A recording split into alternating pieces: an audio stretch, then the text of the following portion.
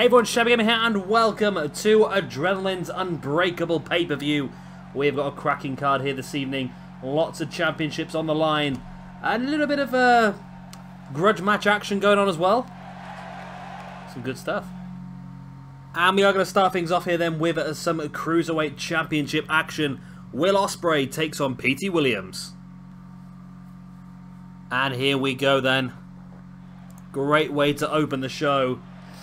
Will Ospreay, probably one of the most informed guys we've had in the Universe mode of recent times. And he's been involved in the Money in the Bank ladder match. He's been involved in quite a lot of good stuff. And now here he has a chance to become the Cruiserweight Champion here. Of course, Petey Williams has held the Cruiserweight Championship here on Adrenaline since the very opening pay-per-view. Nobody has been able to topple that man. But will Ospreay be pretty damn confident that he can be the first? Ospreay is feeling it.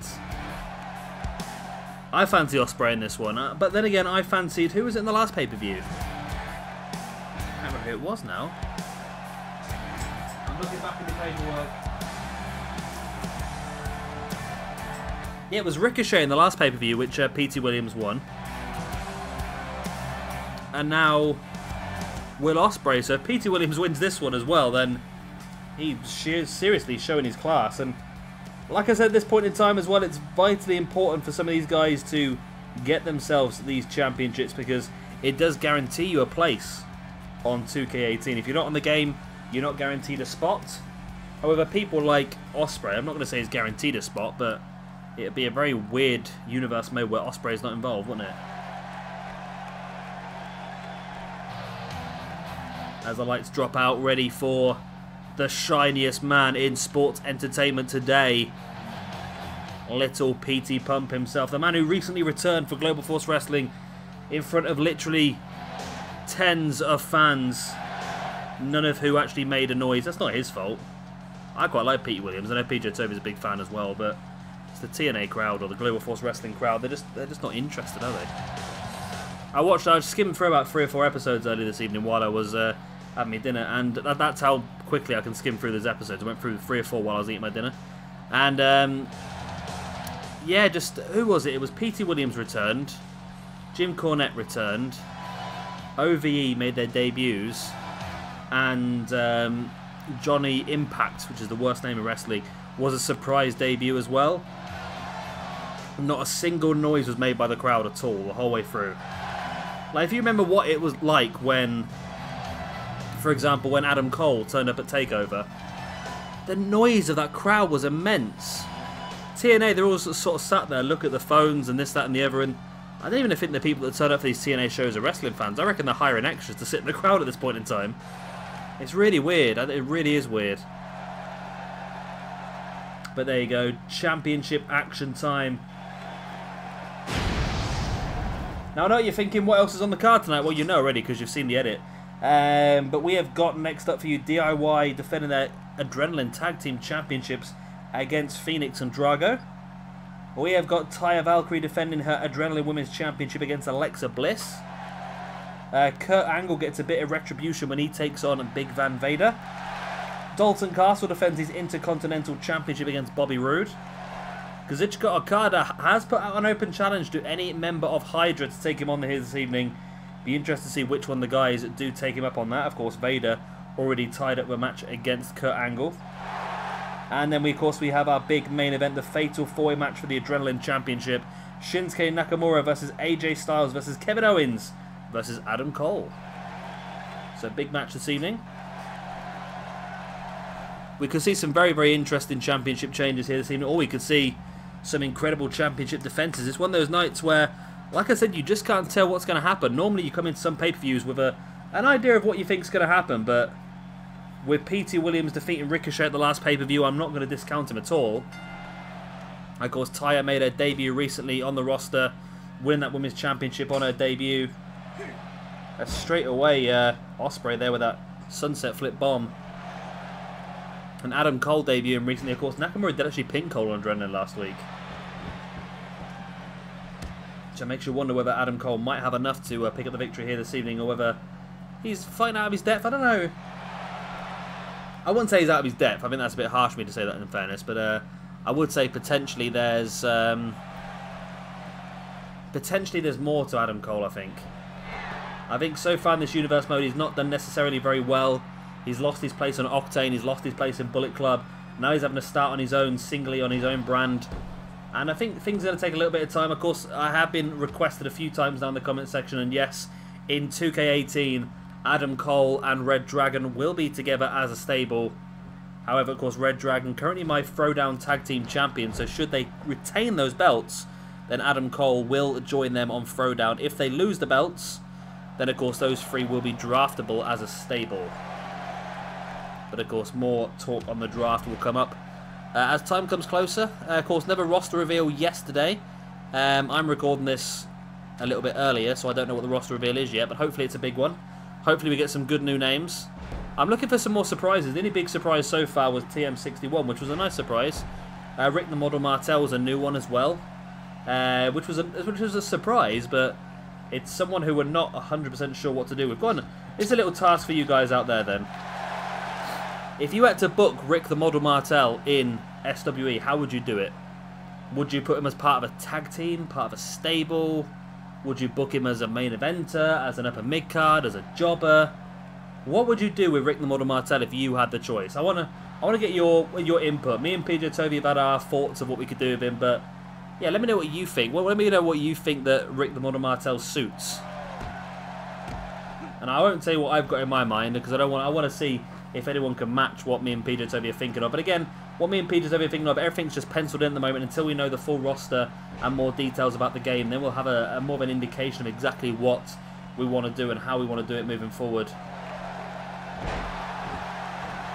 Nice scoop slam there by Williams into a big elbow drop on Will Ospreay. And a kick right in the spine of Ospreay as well.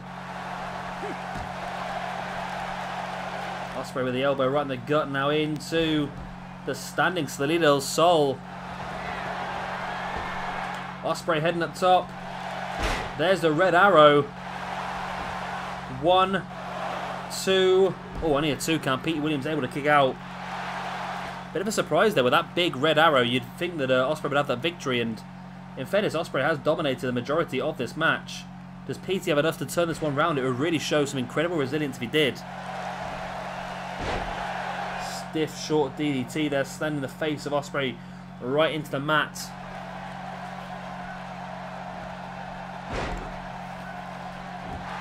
And Pete Williams has turned it around a little bit here.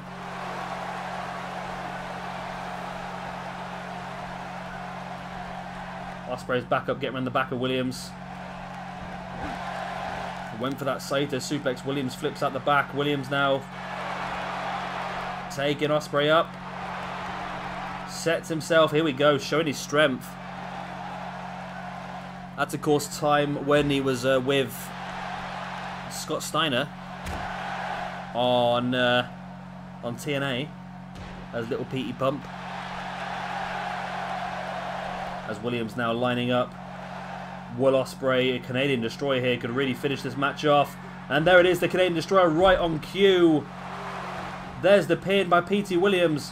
1, 2. Oh, and Will Ospreay with barely anything kicking out. I cannot believe that. Wow. Really barely had anything in the locker there to kick out. Williams now stalking the grounded Ospreay, who slowly makes his way back up to his feet. Oh, went for the big dive, and Ospreay caught him with a big boot on the face. Ospreay going for the pin. 1, 2. Oh, again, it's a kick out by Petey Williams. Wow. Wow, this match could earn itself a spot here on the top matches playlist. Inverted 450 by Will Ospreay. Why is he not going for the pin after that? Why has he not gone for the pin after the inverted 450? He's getting caught out here with the jawbreaker by Petey Williams, who sends Ospreay crashing to the ground below. Williams big boot in the knee of Ospreay. Brings him back up, but Ospreay praying Blossom, tripping Petey Williams over. Ospreay now taking him down with a running Meteora. And a standing moonsault by Will Ospreay as well. Ospreay sending Williams into the barricade and then into the ring. Williams taking Ospreay down. Tried to go for what looked like a belly to belly there, but Ospreay managed to catch him, and then Williams avoided the running drop kick.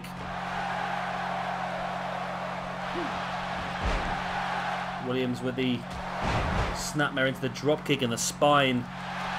Petey Williams, he won the championship at a fatal 4-way, defended it successfully against Ricochet. If he can pull off this victory here as well, that'd be insane. Ospreay flipping back up to his feet though, right leg, right in the face of Petey Williams. Ospreay now standing Spanish fly. There's the pin. 1, 2, and 3. And we've got a brand new Cruiserweight champion here on Adrenaline, and it is Will Ospreay. Wow, that was a really good match, that was actually. Like I said, I wasn't 100% sure. I fancied Ospreay for this one, but I wasn't 100% sure based on Petey Williams' history, but it was a cracker nonetheless.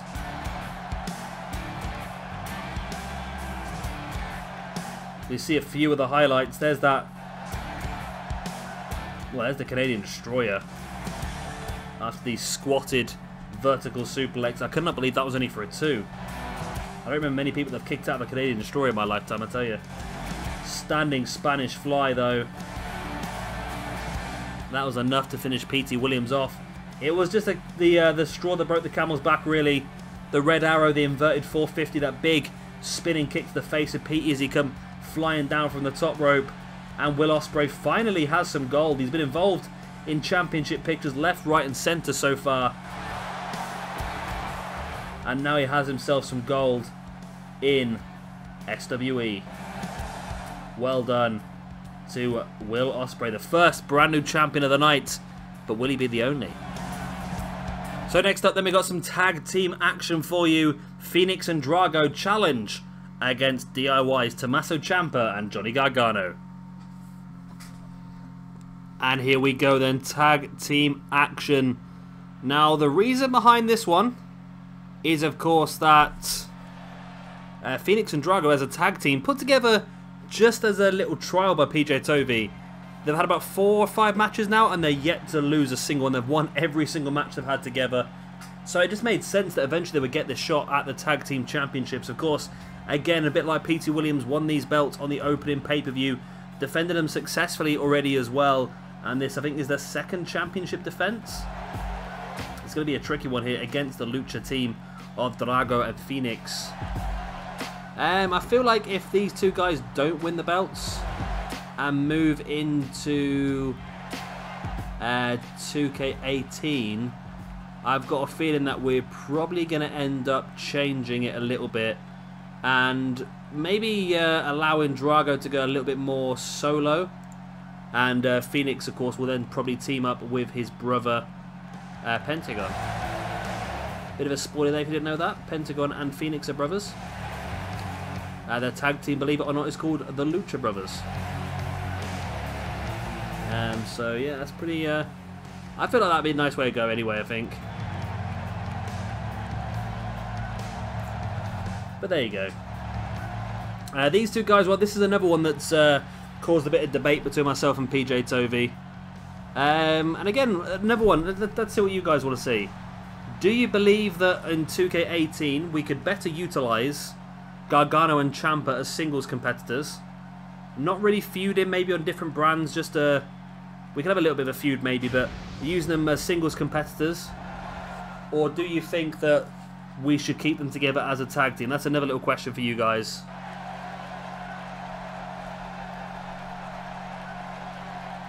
So yeah, what do you think on that one?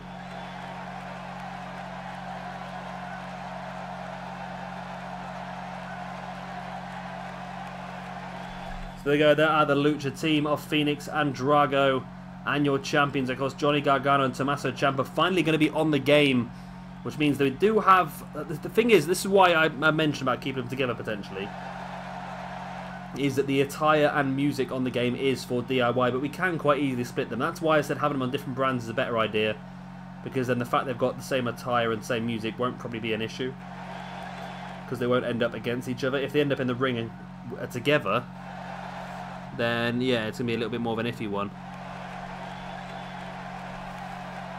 But there you go. There it is for the Adrenaline Tag Team Championships. And of course, this is the point of time now. If you guys have any suggestions for stuff you would like to see in 2K18, this is your time to let us know. Me and PJ Tovey. Of course, I do read all of the comments. Well, I read the majority of comments. But if you do put if you do mention going to your channel, or you do put a link in the description in your comment, it will go into the spam folder, and I probably won't see it. So be careful on that. But if you do have any other suggestions, I've had a few already, which was using the whole LIG stable from New Japan, which is on the list. We've already said about Adam Cole and Bobby Fish and Kyle O'Reilly. That's on the list to do as well. There's quite a few little things. I've got a few ideas of. I've got some real random ideas. So has PJ Tovey got some real random ideas. But hopefully they're all going to work out pretty well when they come through.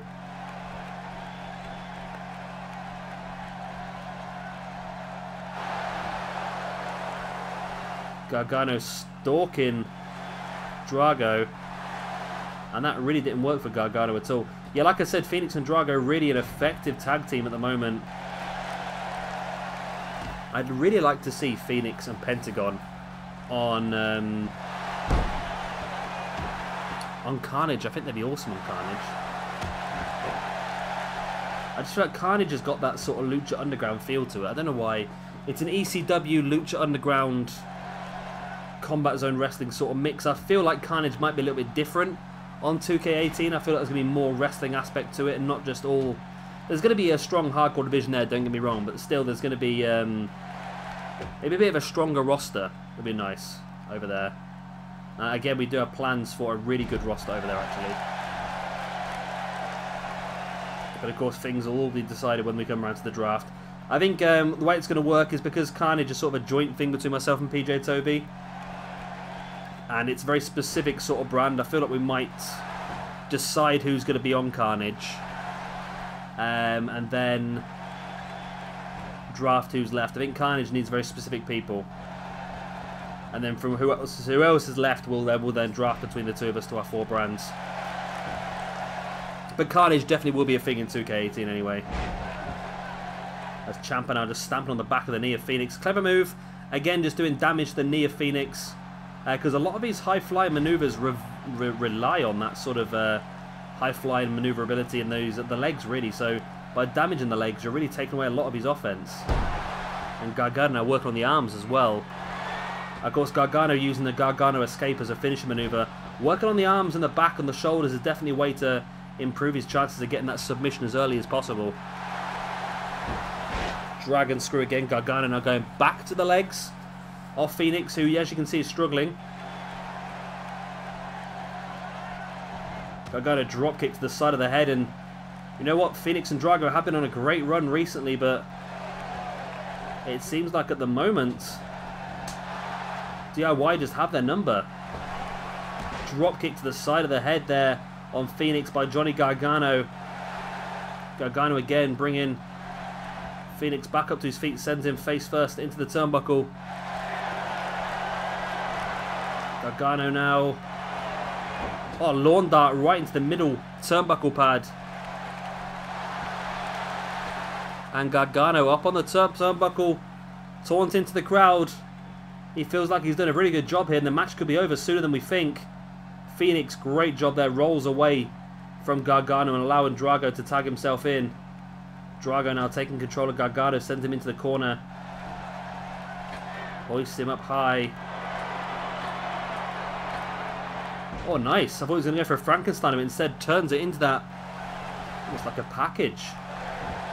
There's the pin on Gargano. 2. Belly a 2 count.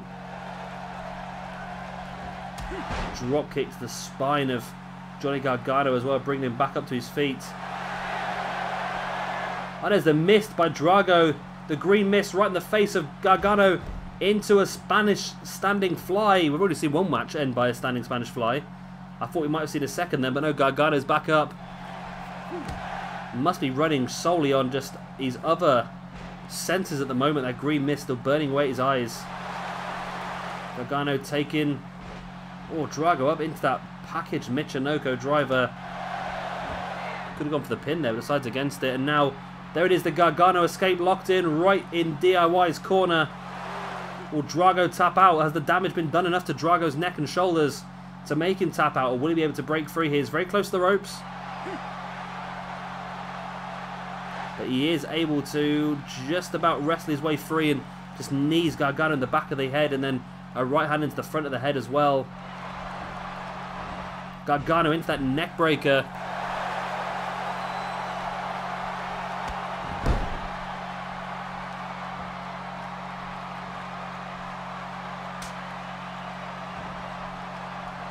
Gargano now with the arm breaker, potentially working his way forward for another one then. And now going for the arm bar, wrenching back at the arm of Gargano, Drago, should I say. In comes Tommaso Ciampa. If anyone's a beast, that'd be him. Ciampa kicking the spine of Drago. A kick in the back, there's another kick in the back of Drago. Ciampa bringing Drago back up to his feet. Into the corner, face first. Ciampa taking Drago up high. What's he got planned?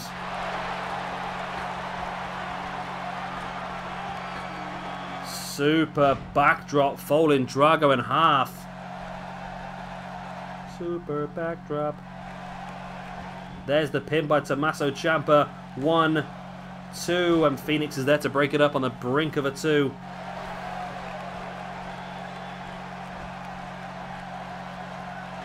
Did you watch the roster reveal? I thought it was quite funny that, you know. The roster reveal with Kevin Owens, when he turned around halfway through and went, I've always dreamt of being able to, on a WWE game, face my good friend Tommaso Ciampa off against Kurt Angle's illegitimate son. And now the time is finally here where Tommaso Ciampa can face off against Jason Jordan. I just thought that was so funny. It's just sort of like a little dig at WWE's storyline, isn't it, really? Oh, Drago. That was really close to a freak out there on Tommaso Ciampa. Good old Tomato Chomper. Don't call him that, but based on his Kevin Steen interview I've seen of him, he's a bit of a nutter, old Tommaso Ciampa. Let's just say his character's not too far away from his real-life persona. He's a nice enough guy by the seams of it, but he looks to have a very short fuse. I think he got in trouble quite a lot when he was younger for attacking people. Getting himself in a lot of fights. As there's the big discus lariat by Tommaso Ciampa, now stalking Drago, potentially looking maybe for the Project Ciampa. Takes him in. The Project Ciampa powerbomb onto the knees. There's the pin. 1, 2, and Fenix is across and breaks it up. Ciampa heading up top. Big knee drop straight across the throat of Drago. Ciampa now sending Drago into the corner. Drago fighting back with the elbow. And into a jumping Hurricanrana on Tommaso Ciampa. Good matchup between these two teams. Both have had good opportunities to win it. And Drago now stalking Tommaso Ciampa. And there's the Canadian Destroyer, the Mexican Destroyer if you will, into the pin. And look how close he is to his corner. 1, 2, Fenix able to block off Gargano. And we have got brand new tag team champions here. Fenix and Drago defeating DIY. So 2 matches, 2 brand new champions. It's not looking good for Dalton Castle and Shinsuke Nakamura here this evening, is it, at this rate? Wow. And again, like I said, Drago and Fenix have won every match they've been in so far. And let's just add another one onto the list here. There's a big discus lariat as he's folding Drago in half, then followed up by the Project Ciampa as well, which might have been enough. But Fenix got there quickly enough to break it up. And there was the Canadian Destroyer by Drago for the 1, the 2. And you see Fenix completely had Gargano blocked off. And brand new tag team champions crowned. So maybe that gives us a chance to split up Gargano and Ciampa should we wish. Your winners and new Adrenaline Tag Team Champions, Fenix and Drago. Good lads, well done. Get a big big reset button here for Adrenaline this evening. Already 2 matches in. We've still got 5 big cracking matches for you left, including 3 more championship matches. 2 belts have already changed hands. How many more will? And now then, time for our next match of the evening. Another championship match, as we see Alexa Bliss take on Taya Valkyrie. And here we go then. So far, we've had 2 matches and 2 brand new champions. Taya Valkyrie be hoping that she is not going to be the 3rd person to suffer that fate. Whereas Alexa Bliss will be desperate to get a hold of that belt. Of course, Alexa Bliss, former Throwdown Women's Champion, I believe. I still don't think there's anybody who's held 2 separate... Nikki Cross hasn't, no.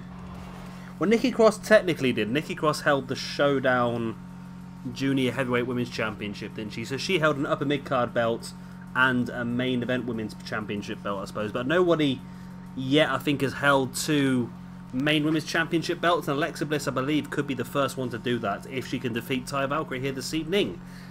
That's not necessarily the easiest thing to do, is it, really? We'll find out now. See how we get on. Taya, of course, made her debut on this brand not too long ago. Literally turning up, I think about 2 or 3 weeks ago. No, but longer than that ago, I think, actually.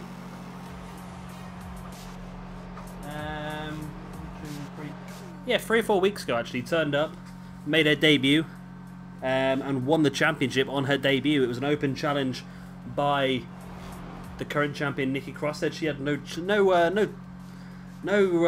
competition, that's what I'm looking for, left on the brand. Nobody was any competition to her. And then out came Taya, making her debut on the brand, of course, being traded across from Octane.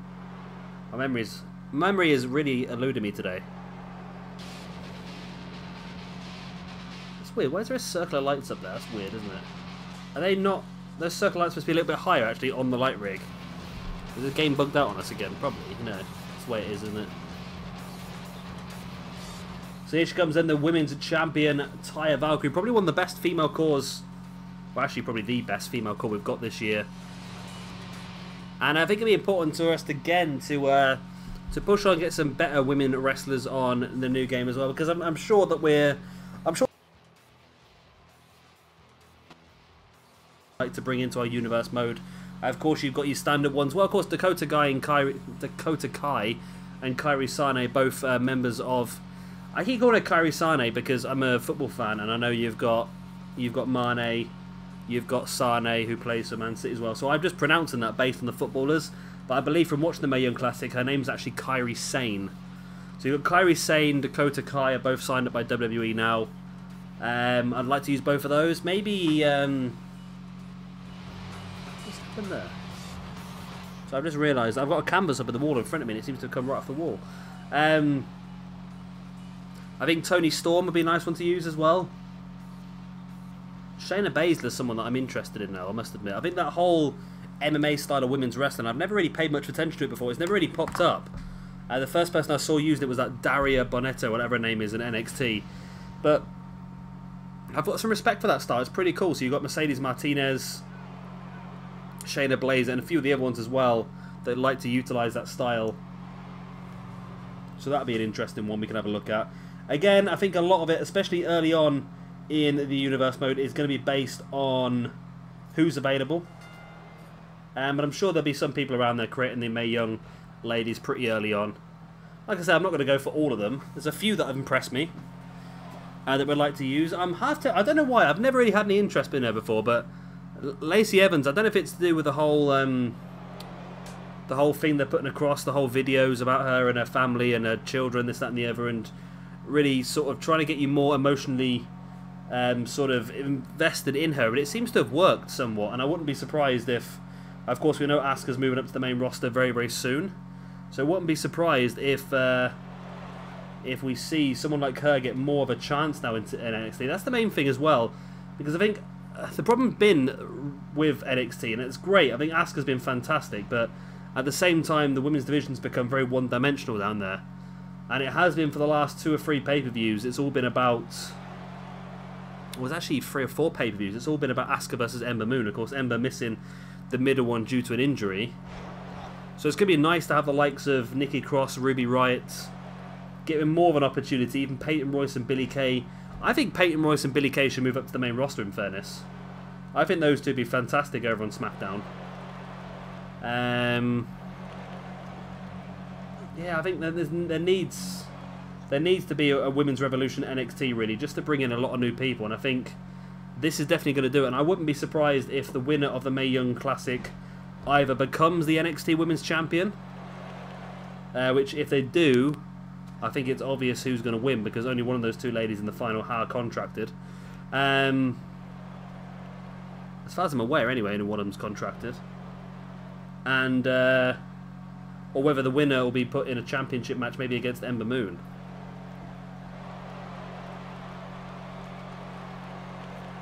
It's a bit of a bizarre thing to do, really, isn't it? Move Asuka up onto the main roster when she is yet to have lost a match in NXT. Now, I'm not against it, but at the same time, I'm just worried that it will get wasted on something stupid up on the main roster.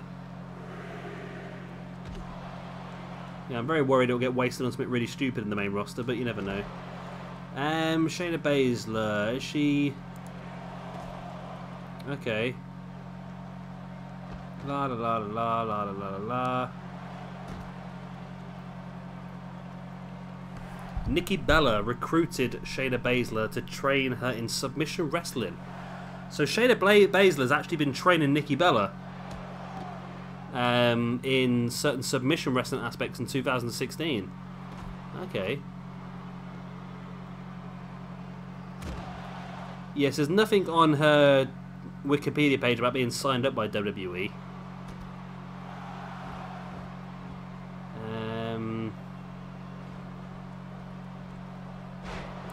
I wouldn't be surprised if they keep a hold of her, to be honest. I really wouldn't be surprised if they kept a hold of her. And I wonder whether they keep a hold of the likes of Toni Storm as well. Rhea Ripley looks very interesting as well, because she's so young, but so talented. And you think that if they jump on something like that now, they could really create a fantastic wrestler. She's got a lot of charisma. She's got more charisma than some of the ladies there. So yeah, she'd be pretty good, actually, I think.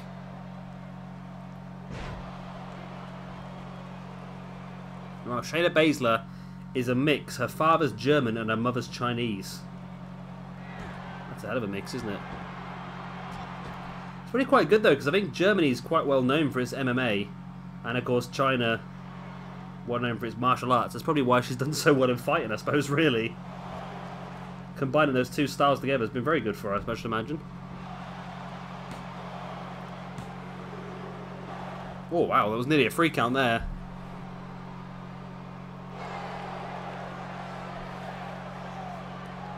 As Taya Valkyrie stalking Alexa Bliss. Shayna Baszler is also a fully qualified EMT, which means it's even more useful to have her around shows, because she can look after people, I suppose, can't she? Right hand in the gut there by Alexa Bliss, and catching Taya, just slamming her down, just choking her down, almost like a choke slam into the mat. Now Alexa Bliss heading up top. A Sparkle Splash could win her the belt here. And there is the Sparkle Splash on Taya Valkyrie. There's the pin. 1, 2, and 3. And we continue the run here this evening. 3 matches, 3 championship matches, 3 brand new champions. Alexa Bliss is your new Adrenaline Women's Champion. Taya Valkyrie holding the belt for all of 2 or 3 weeks. A transition champion as such. But I'm sure we'll get some more opportunity coming forward towards the end. Of course, we still have Shabby Mania coming up for you in... We've only got 2 episodes of Adrenaline before Shabby Mania, so there's not long left now. Of course, 2K18, not long away. We've got... I think we start Shabby Mania... Well, the first episode of Shabby Mania I've got down as starting on the 29th of September. And that's going to be every day. Full week of Shabby Mania. 5 episodes altogether. And then we've got 5 Royal Rumbles as well. Of course, the winners of those Rumbles will be remaining on their brands as well. But there we go. Alexa Bliss. I believe, I might be wrong, but I believe Alexa Bliss is now the first lady to hold women's championships on 2 separate brands. Of course, I'm not classing Nikki Cross because hers wasn't a main championship. Hers was a... hers was sort of a... an upper mid-card belt, wasn't it, over on Showdown, our all-female brand we had a previous time. But there you go, Alexa Bliss, champion.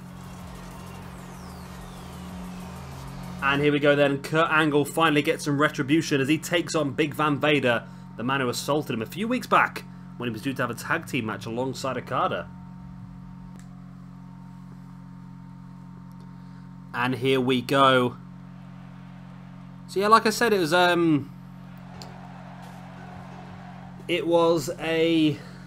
match that was supposed to happen a few weeks ago before, of course, Hydra were unmasked. It was supposed to be Kurt Angle and Okada taking on the two masked men alongside Vader, but Vader assaulted Kurt Angle earlier on in this evening, should I say, which led to Okada having to face off against those three guys 1-on-3, which was not a good situation for Okada. He put up a really good fight, but eventually, of course, the numbers game would just become too much for him. And, of course, Kurt Angle looking for some retribution for that attack. Not a lot of time left now for him. Of course, to get his retribution is what I mean. Because, of course, when the draft comes up, I should imagine Kurt Angle on the game is going to be incredibly hot property. Will PJ be able to keep a hold of Angle on Adrenaline, or will he be picked off by another brand? That's the question. I know, I'm certainly interested.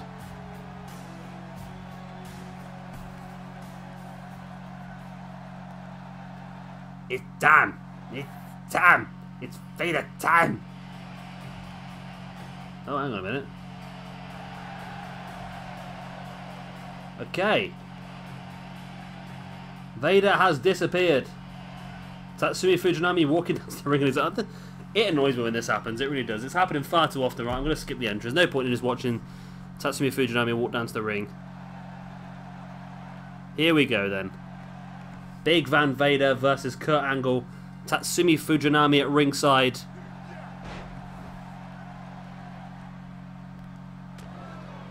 Big headbutt there right in the face of Kurt Angle, and it's going to be an interesting one, this one. The strength of Vader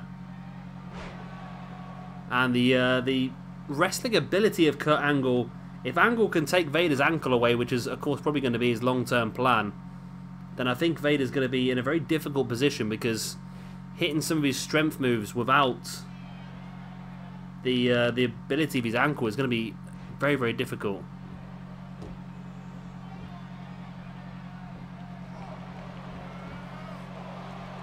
Angle now, they're just trying to out-wrestle Vader on the mat, which is definitely going to be his strongest idea, I think.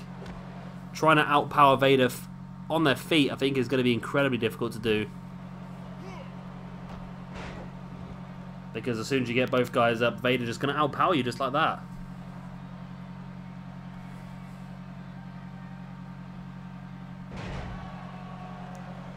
Great suplex there by Angle on Vader, really showing his strength there.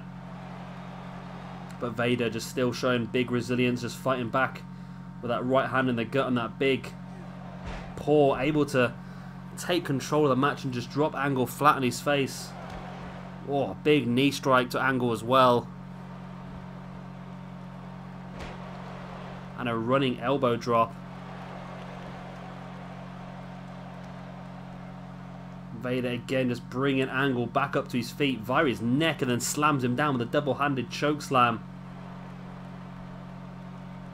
Now just stomping on the knee of Kurt Angle. Vader is looking very dominant here. I think the guidance of Tatsumi Fujinami seems to have really helped Vader out. And of course, if you don't know the lore, I'm using lore in a computer game storyline term there. If you don't know the lore, basically Vader spent a lot of time in Japan, which is why he's part of this primarily Japanese stable. He is the monster of this said stable, which is being controlled by a Japanese legend, of course, in Tatsumi Fujinami, with the likes of Akira Tozawa and Ultimo Dragon as the tag team guys. Of course, there is still one man who is still masked as well, so it'll be interesting to see who that becomes, or who that is, shall we say. Angle heading up to the middle rope now, taunting the crowd, maybe a little bit prematurely. Vader slamming Angle back down, but Angle getting back up, but again Vader Just using his strength and using his power. This time getting around the back of Angle into a German suplex. As Vader just showing off his muscles now. Oh, big knee strike by Vader right in the face of Kurt Angle. And boot in the back as well.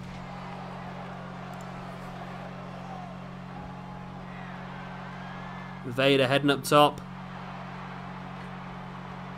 What has Vader got planned from here? A big splash on Kurt Angle. But it's only a 2 count. Wow.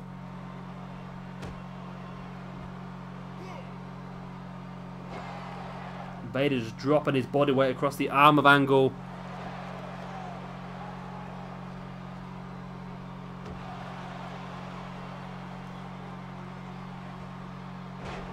Vader dropping his entire body weight across the chest of Angle as well. That could easily crush a rib. Vader's not a small man. But Angle's back up. Angle now again taking Vader up into a vertical suplex. That is just crazy, isn't it? The strength of Kurt Angle. I'm so looking forward to having the real Kurt Angle on the game next year. And I think that now he's going to be on the game, but the looks of it, they're not taking people off anymore. They are keeping people on year after year, I think, unless you do something majorly wrong. So the likes of Stardust this year will be off. I'm assuming Simon Gotch will be off, and then possibly Austin Aries as well, but I don't know if Austin Aries and Simon Gotch left a little bit too late to be taken off. I'm hoping Aries is still on there. Nice dragon screw there by Vader. And I could be saying this now, and they could have been announced yesterday, because like I said, I'm recording this a day or so early, just to make sure I can get everything edited and uploaded, ready to go. Vader now locking Kurt Angle into the Tree of Woe. Before dropping him now, Vader. Once again, the strength just taking control of the match, and well, Angle does. I think Angle kind of little bits of bursts of aggression, but it seems to be Vader just able to turn it around when it needs to be turned around, I suppose. Angle back up, and again, just plastering the shots right in the face of Vader.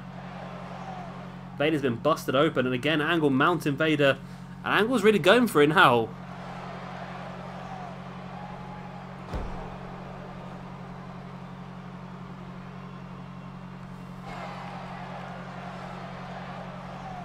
Vader sending Angle right into the corner. And Vader might be quite slightly peed off about being busted open here by Kurt Angle. Although now he's just staring at him, which is never a good sign, is it? Come on, Vader, do something. Oh, took it too long. Vader just left it far too long, and Angle catched him into that DDT. Vader back up, though. Catching Angle with a dragon screw.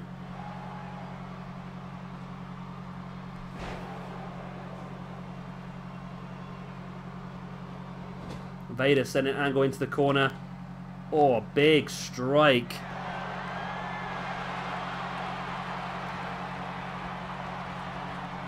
Now Vader heading up top with Angle, has him joisted up into a super gut-wrench suplex. See, Tatsumi Fujinami really enjoyed that. There's the pin by Vader. 1, 2. Oh, an Angle able to kick out.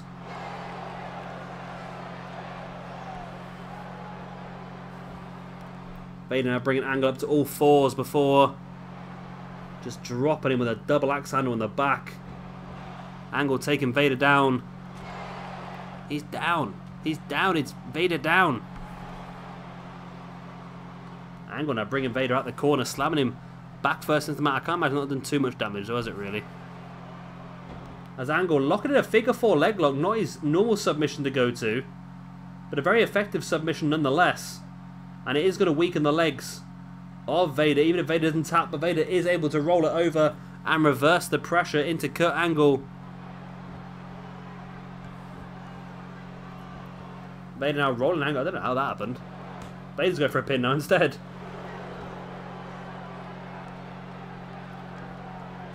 Only a 2 count, so I was having a drink.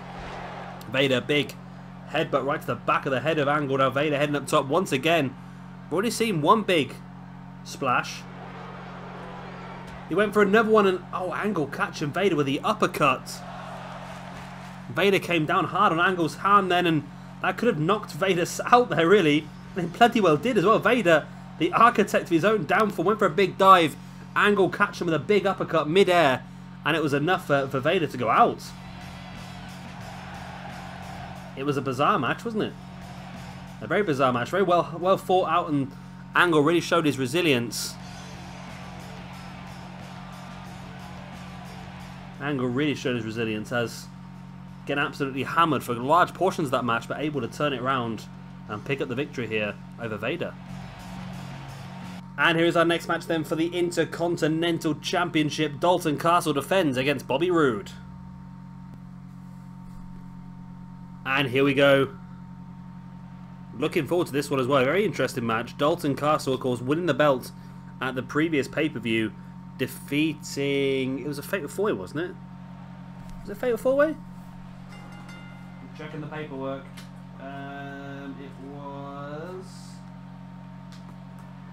It was a Fatal 4-Way, yes. Kevin Owens no, it's triple threat. Kevin Owens defending against Dalton Castle and Kazuchika Okada, and it was Castle who came out the victor. To a big surprise as well, actually. I wasn't expecting Castle to pick up a win there, I must admit. But he did. He did. It was a bit of a shocker. Not because Castle's not a good wrestler. We know Castle's a very good wrestler, but with Kevin Owens and Okada in the match as well, you just assumed it was a little bit against the odds, really, wasn't it? You would have thought that either Okada or Owens would have had enough to win that one, but well, Dalton Castle proved us all wrong, I suppose. But can he defend it here, one-on-one against the Glorious One?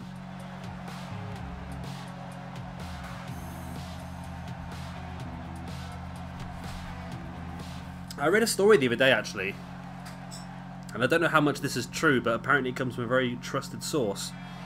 But apparently the Glorious music and entrance was originally designed for Shinsuke Nakamura, and Nakamura rejected it, saying that it did not suit his character. And I'm so bloody glad he did, because it doesn't suit his character at all, but it does really suit Bobby Roode. Now, of course, we will have the real Bobby Roode on 2K18. We know that now. It's already been announced that he is on the game, with his glorious rotating entrance and all sorts. And if you watch Botchamania, very, very funny recent Botchamania that was. And I completely didn't realise it. It skipped my mind that was what. If you ever watched the Mighty Boosh, which would be a very small minority of you watch the Mighty Boosh. I love the Mighty Boosh. But when they do something bad to Naboo and he turns his back on them, that's exactly what Bobby Roode does in his entrance. He just slowly rotates away from them.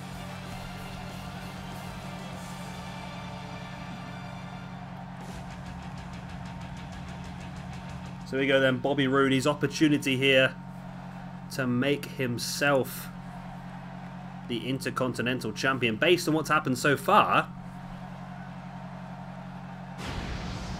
I wouldn't be surprised if we do get a new Intercontinental Champion. Based on the fact we've had 3 championship matches so far and 3 new champions, it just doesn't look like a good night for champions, does it? So Dalton Castle, your champion, won the belt last month in a triple threat against Kevin Owens and Kazuchika Okada. This is his first championship defense. Can he prove us all wrong? Can he do what we don't think? I don't know. Again, hang on a minute. We just seen Dalton Castle. Now we're going to see Dalton Castle again. That's yeah. So basically, Dalton Castle is the challenger and the champion in this situation. Is he? Oh my God! This am I imagining this, or did it just do that? It did just do Dalton Castle, didn't it? And then it cut to the champion, Dalton Castle. It literally just, yeah. Yeah. Okay. I don't know what to say to you. I really don't. At least Bobby Roode is back in the match, though, at least. That's the main thing. Right then. Intercontinental Championship on the line. Dalton Castle versus Bobby Roode. We are underway. The Glorious One versus the quite out there one in Dalton Castle. It's nice though, it's an interesting little Interesting little gimmick he's got himself going there, Dalton Castle. It's quite unique in the way it happens, and it's very effective. It suits him very well as well. And I'd be interested if WWE ever take a punt on him. It wouldn't surprise me.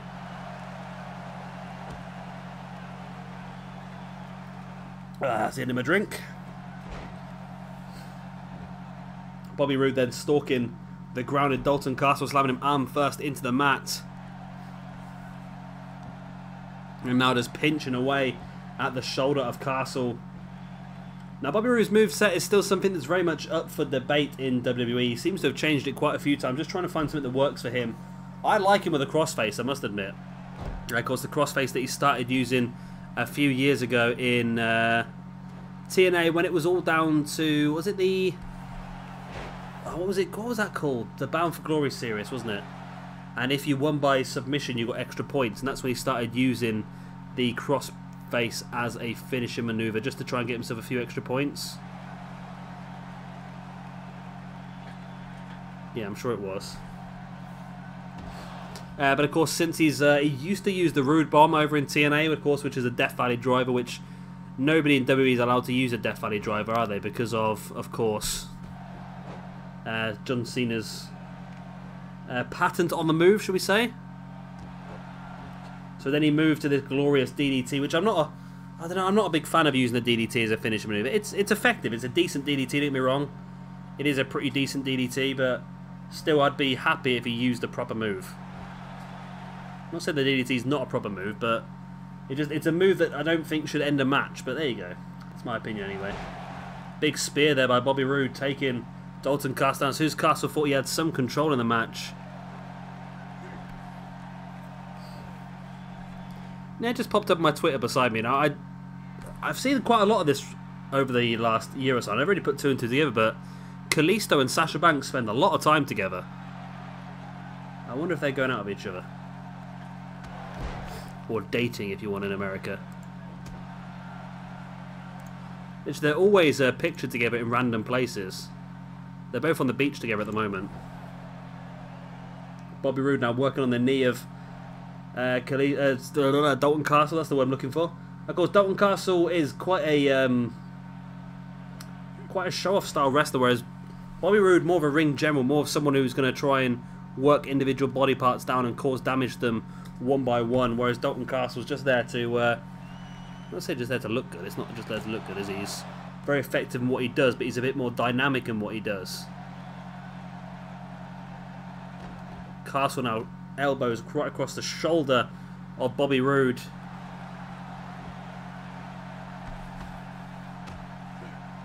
Dalton Castle now with the head scissors into the elbows and the forehead as well.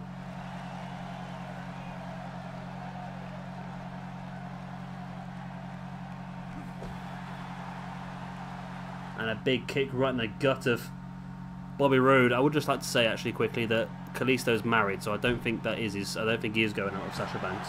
Well, unless he's got a bit of a Wayne Rooney thing going on anyway. But there you go.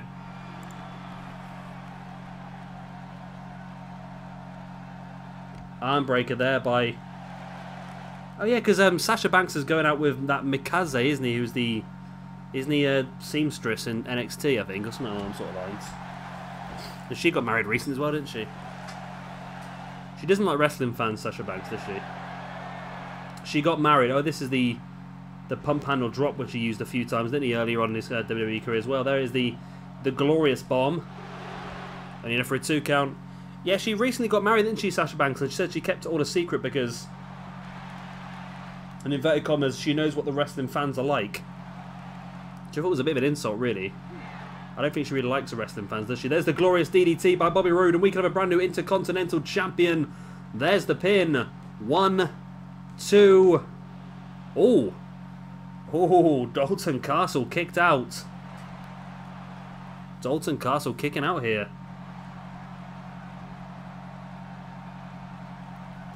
Bobby Roode dropping a boot right in the gut of Dalton Castle. And Castle's somebody who I believe really needs to hold on to this belt. Because like I said before, people who are not guaranteed a place on the game. So Bobby Roode we know is on 2K18. So he'll be part of our universe mode no matter what. Dalton Castle He's not going to be in the WWE game, so we're going to have to find a core for him. So, will there be space for him? We'll be able to find him? That's a big question. So he might have to guarantee himself a spot by either holding on to the Intercontinental Championship or winning, of course, the Royal Rumble we're going to have in a few weeks' time. Dalton Castle there, dropping Bobby Roode in the front slam. What's Castle got planned now? He seems to just be wandering around aimlessly a little bit there. What is he doing? Castle getting the back of Bobby Roode into a German suplex, bridges for the pin. And Dalton Castle keeps his belt. The German suplex on Bobby Roode, enough to defeat him. And Bobby Roode is not glorious here at all, is he? Wow. Wow. Give it up to Dalton Castle. Once again, he's proved me incorrect. I didn't think he had much of a chance of winning the belt in that triple threat against Owens and Okada, and he did. And I sort of leant towards Bobby Roode in this one. And once again, even after taking the Glorious Bomb and the Glorious DDT, Dalton Castle was able to retain his Intercontinental Championship. There it was, the German suplex. Bobby, as you can see, his eyes shut.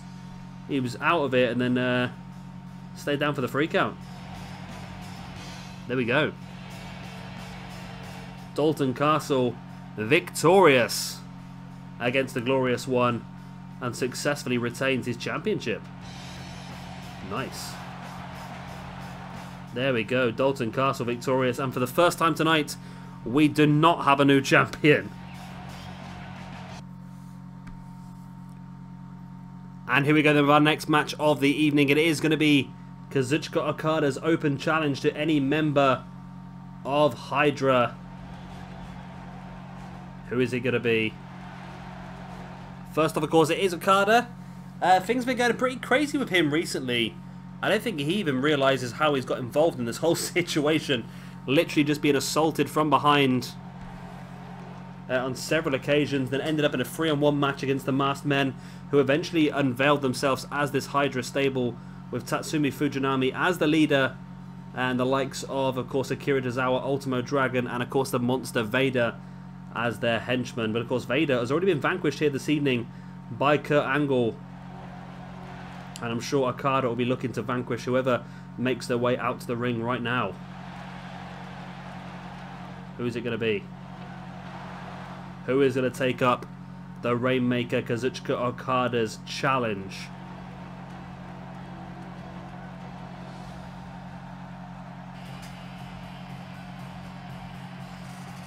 So it looks like Tatsumi Fujinami is making his way out first, looking to potentially unveil his newest member of the roster, his newest member of Hydra. Let's see who it is. And here comes the Masked Man then. The man that will face off against Kazuchika Okada.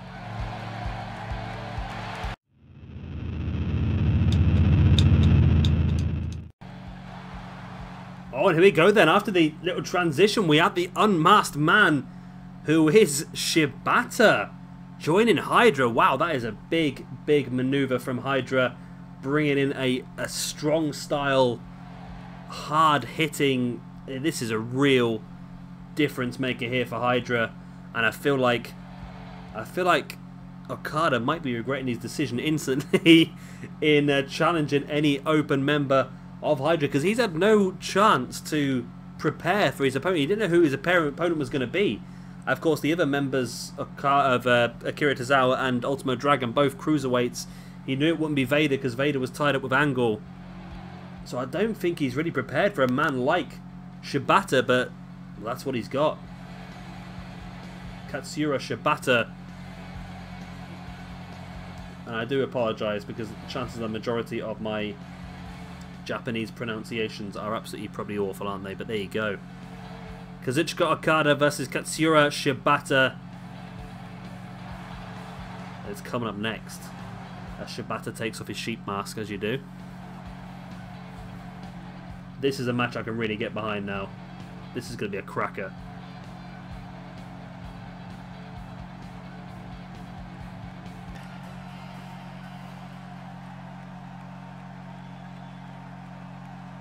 Wow, so Katsura Shibata is here. The 5th member of Hydra. Shibata versus Okada here at Adrenaline. Of course, Shibata sporting a pretty different attire here as well. Rocking almost a Shield attire. Okada, of course, not looking to take any prisoners here this evening. He wants to defeat Shibata. He wants to take it down. He wants to send a message to all of Hydra that he is the man in control here. And he wants a retribution as anything. Like I said, he's been assaulted by this team on several occasions. He's faced them 3-on-1 as well. And things have not really gone his way. Okada with a big boot in the arm of Shibata. Now dropping an elbow to the spine of Shibata as well. Okada dropping a boot into the back of Shibata. Now into the over-the-top cutter as well. Okada heading up top. In, looking at that big elbow drop, but Shibata avoids it. Shibata now sending Okada into the ropes, brings him back into that knee strike right in the gut, and then a boot across the spine of Okada as well. Okada back up on his feet though, completely no-selling that boot in the spine. Now into a brainbuster on Shibata, and already this match has been very up and down. Quite aggressive. Aggressive? It's been aggressive, it has. Been quite aggressive. Both guys hitting some very strong style maneuvers. 2 count by Okada already.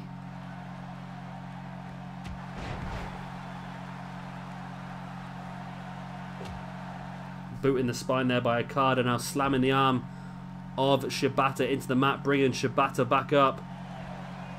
Shibata though catching Okada unawares. And belly to belly suplex him over the ropes.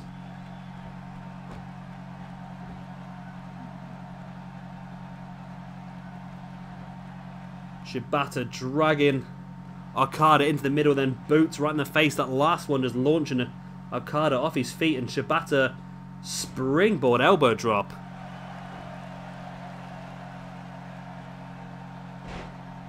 Nice hip toss there by Shibata into the pin on Okada. 1, 2, still only a 2 count though.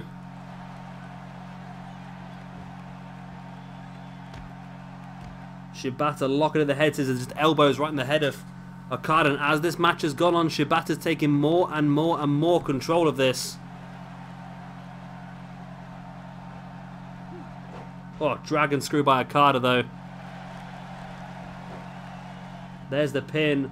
1. Only a 1 count, wow. I don't know what he was expecting there. I don't know if he was expecting more or what, but Okada now elbows right in the forehead of Shibata. Now stalking Shibata as well. Springboard dropkick by Okada, of course. One of the best dropkicks in wrestling ever.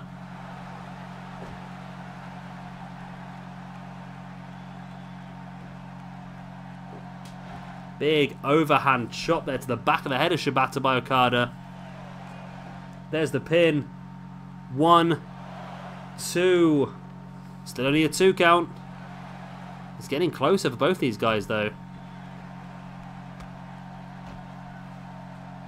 Head scissor. There's the big elbows right in the forehead of Shibata. Slammed his arm into the mat as well.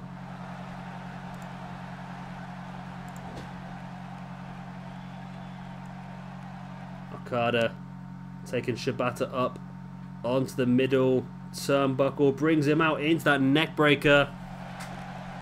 There's the pin. 1, 2, only a 2 count. Okada still looking to try and finish Shibata off. Drop kick to the spine is definitely a good way to start.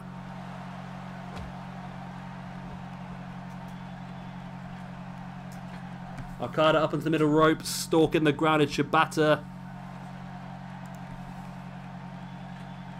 Drop kick once again, launching Shibata halfway across the ring.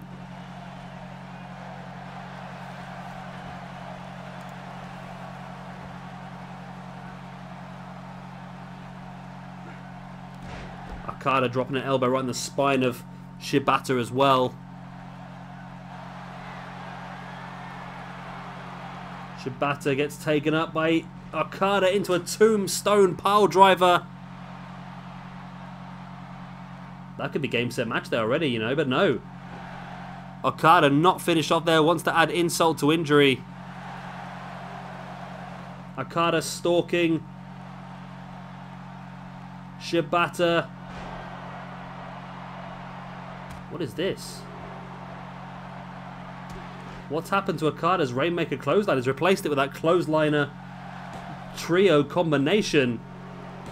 Either way, it's bloody effective as Okada defeats Shibata, and Hydra's had a terrible night here this evening. That's 2 matches they've competed in, 2 matches they've lost in. But Shibata here, their big debutant for Hydra in Adrenaline. And finally, Okada wins a big match.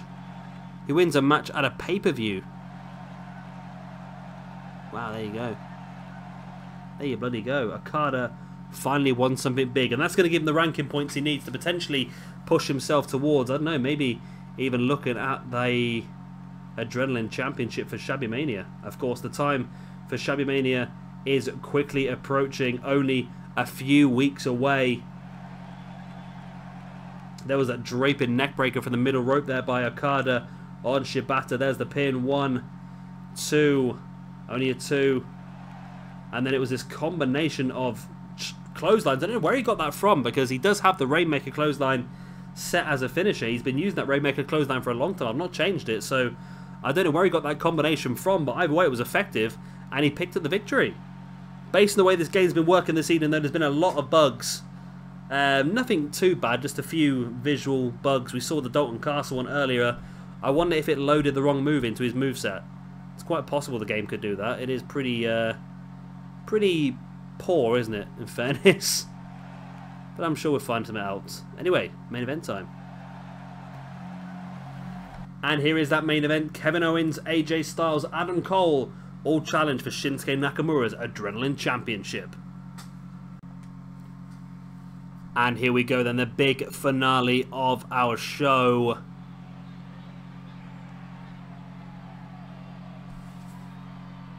The Adrenaline Championship match. First up, we have AJ Styles. Has AJ done anything so far? I don't think he has. I don't think he's held any belts so far, AJ. Am I wrong? No, I think I'm right, you know. I think I am correct. I think AJ Styles does not hold any championship as of yet. I think he was in Mayhem on the original. He's been in Mayhem now, hasn't he? And he didn't win the belt there, did he? No, I don't think he did. I might be completely wrong here. Let's have a quick look at the blogger. That's always the place to go. Of course, you want to have a look at the blogger. The links are in the description below. It'll take you to pages that will show you all the rankings, former champions, and everything like that. So AJ Styles. Nope. Not hold the Mayhem main championship. Nope, not held the TV championship either. He was on Mayhem, wasn't he, for both the first and the second season, wasn't he, I believe? Okay. Well, he was on Mayhem in the first season, I believe, and then, of course, he moved to Mayhem from Adrenaline on the second season. I don't think he won anything over on Adrenaline, did he? What am I on about? He moved from Mayhem to Adrenaline, and he's not won anything here yet. But, of course, he's only been here a short period of time. Thrust into the championship picture. Here comes Adam Cole.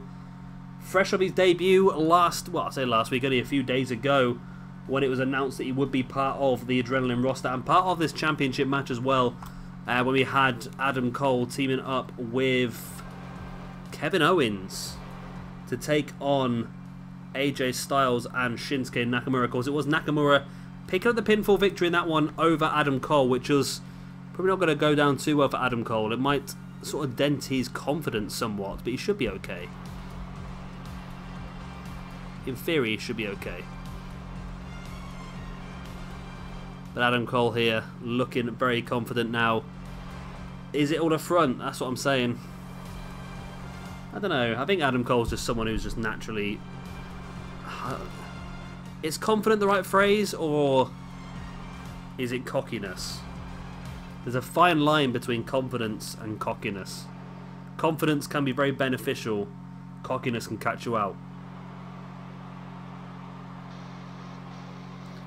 Kevin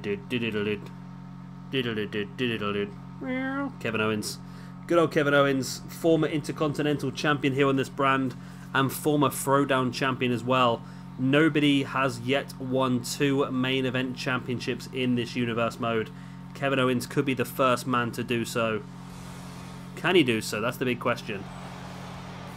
It's a big ask. Again, 3 strong competitors against him here in this ring. First pinfall or submission means that you don't even need to be involved in the ending to actually win or lose the match. Well, you do need to be involved in the ending to win the match. You don't need to be involved in the ending to lose the match. So Owens could be out on the floor fighting somebody else, and the match could end inside the ring. And that's the difficult thing with this sort of situation, this sort of match. And you've really got to be ready, you've really got to be aggressive, and you've got to have eyes in the back of your head as well. And it's quite interesting to see Adam Cole and AJ Styles in this match together. Of course, Adam Cole, the man who took AJ Styles' place in Bullet Club.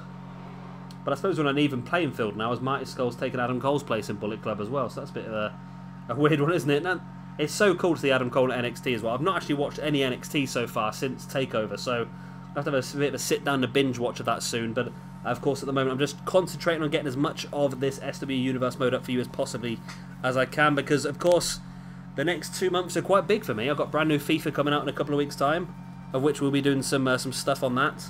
And, of course, we've got the brand new WWE 2K18 game coming out next month. I've got that pre-ordered. I've got the special edition, so we'll have a bit of Batista and Rob Van Dam on there. And, of course, we will get the game a few days early as well. So we'll be able to upload a few videos on that first weekend, which would be fantastic. And, of course, yeah, FIFA. I'm looking forward to FIFA, actually. I've never actually looked forward to a FIFA game before. This one is my first one I've really looked forward to. We're going to do a bit of Ultimate Team.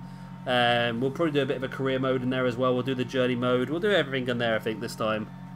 You guys seem to enjoy the FIFA. FIFA's the only videos that I seem to get views on apart from WWE. But I enjoy playing Skyrim and that, so I'm not going to stop doing that. So yeah, big time coming up for me, so I'm just trying to get ahead of myself really on the videos. And I think, yeah, once we've finished this is the final straight for SWE. Because we've got 2 weeks worth of episodes for each show, so that's 10 shows. And then we hit Shabby Mania. Now, Shabby Mania is going to be a 10-match card for each brand. So it's going to be cut into 2 different videos, part 1 and part 2. They'll both be uploaded on the same day, though. It just makes it a bit easier for me with the editing and the recording process. Just because of how the game works and how the game doesn't work and how my editor works and how it doesn't work and how the recorder works and doesn't work. Everything's very buggy. That's the problem I have. Everything always seems to bug out on us. But we're looking good. We're getting there. If you watch my journey mode on FIFA, you'll hear what happened to me a few weeks back where I lost 2 hours of footage.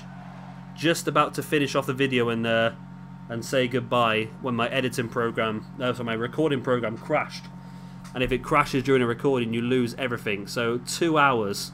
Literally, if it had continued on for another 15 seconds, I would have been fine. Right, sorry for the dodgy cut that's more inevitably there. We had a bit of a problem with the first run through this. It completely glitched out. Everyone glitched out. We lost a man in the crowd. 2 guys ended up the route. Everything was a mess about the last recording of this match. It's got to a point in this game now. I think it happened before to us when you get so far into this and you change so much. It's like this for a lot of games. When you get really far into something and you change a lot of it, it becomes more and more and more unreliable and a bit more buggy. And we seem to have got to that point here in 2K once again. We seem to get that point in 2K very often, don't we? But hopefully we'll be able to hold on. We've only got like 2 weeks worth of shows to make now, and then of course Shabby Mania. So we should be okay. But yeah, it's been iffy tonight.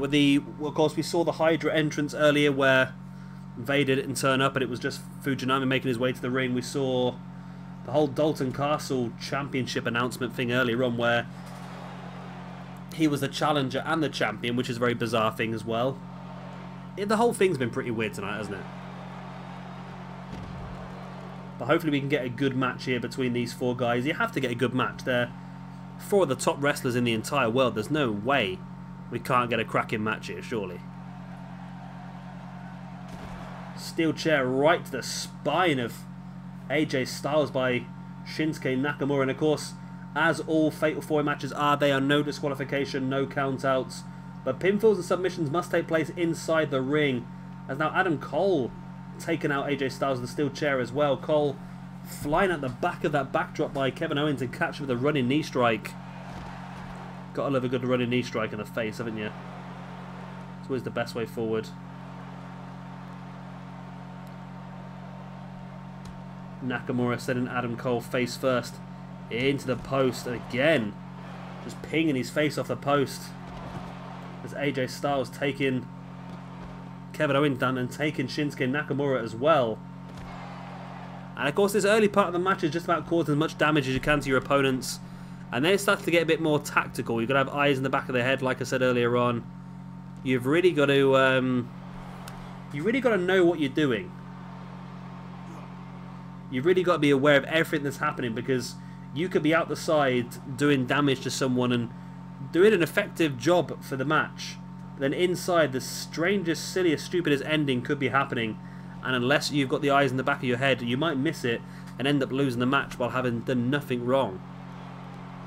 So it's a tricky one, the Fatal 4 matches. It really is. And it throws up a lot of different variables that in a singles match wouldn't happen. Really wouldn't happen.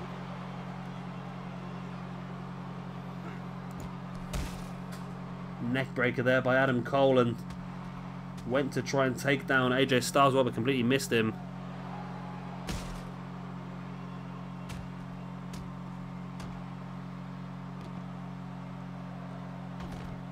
Oh, nice kick to the side of the head there by Shinsuke Nakamura as AJ Styles just sending Shinsuke off the ring post. Wow, just pinging him off that ring post. AJ now sending Nakamura into the barricade. And all these 4 guys all deciding they're going to fight out on the outside. Like I said, pinfall submissions only count inside the ring, but nobody's really inside the ring yet. Powerbomb there by AJ Styles. AJ Styles rocking a jackknife powerbomb on the outside. That's a bizarre maneuver for him, isn't it, really?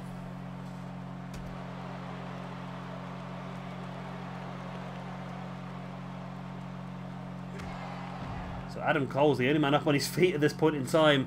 Adam Cole, of course, the man who was pinned by Nakamura on Adrenaline last week. I forgot Nakamura's name there for a second. Did you notice?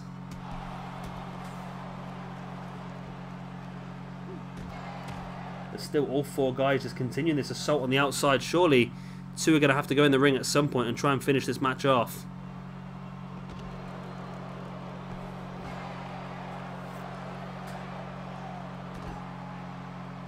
AJ slamming a boot right in the face of Kevin Owens.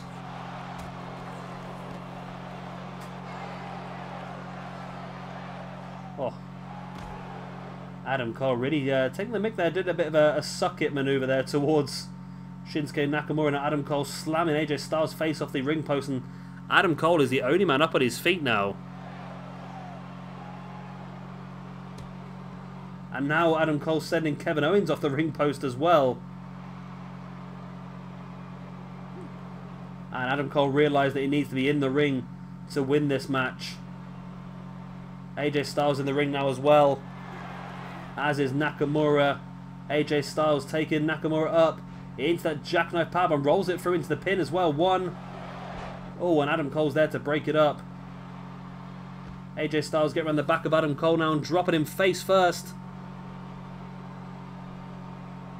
And Adam Cole and Nakamura on the ground on the outside. If AJ Styles can do some good work here against Kevin Owens, he could win the championship. Take him into that gut wrench, gut buster. Nakamura now stalking Kevin Owens. Springboard, phenomenal forearm. Nakamura's in the ring. Nakamura saw AJ potentially lining up there for the Styles Clash, and Nakamura taking AJ down before he had an opportunity to do the damage. Nakamura taking AJ up on his shoulders. Into the sit-out Death Valley driver. That's Kevin. We see Adam Cole here just watching Nakamura and AJ Styles. I think Adam Cole's realised that Kevin Owens just walked up right behind him and clotheslined him right in the spine. Oh my god, what's Kevin Owens up to here? Kevin Owens, what are you doing? Kevin Owens, frog splash to the outside on Adam Cole. And Kevin Owens has not even realised inside the ring that AJ Styles had just hit the Styles Clash. And AJ Styles pins Shinsuke Nakamura. And with a brand new Adrenaline champion here this evening. It was an interesting match. It wasn't the best match of the night by any stretch of the imagination. It's always a little bit funny, isn't it, these main event matches. Even at this, I will say once again, as I've said in quite a lot of the previous pay-per-views, the main event was on the main event was on slow momentum to try and get the longest possible match out of it. But that was all down to Kevin Owens' AI there. Kevin Owens should have seen the situation that was going on, should have noticed that AJ Styles was about to hit his finisher maneuver on Shinsuke Nakamura. But Kevin Owens went for the frog splash to the grounded Adam Cole on the outside. And AJ Styles pins the former champion now, Shinsuke Nakamura. And AJ Styles is victorious. Well, guys, that is the end of your Adrenaline's Unbreakable pay-per-view. I hope you have enjoyed it. Of course, if you have, please do hit the like and, of course, subscribe if you want to see some more. And, of course, subscribe if you're looking forward to the upcoming 2K18. Myself and PJ Toby have videos lined up for you straight away.